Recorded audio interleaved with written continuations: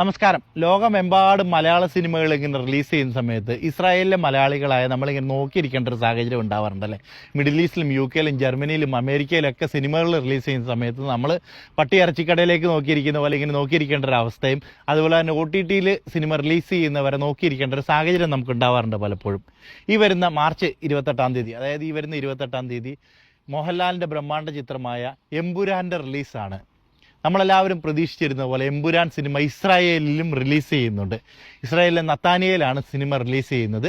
അതുപോലെ തന്നെ ഓൾമോസ്റ്റ് ടിക്കറ്റൊക്കെ ഫില്ലായിട്ടിരിക്കുന്ന ഒരു സാഹചര്യത്തിൽ രണ്ടാമതൊരു തിയേറ്ററും കൂടെ ബുക്ക് ചെയ്യാനായിട്ട് ഇതിൻ്റെ പുറകിൽ പ്രവർത്തിക്കുന്ന ആളുകൾ തീരുമാനിച്ചിട്ടുണ്ട്.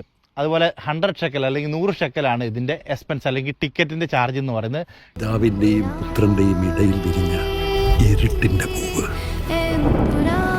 തമോഗോളയുടെ എമ്പുരാൻ.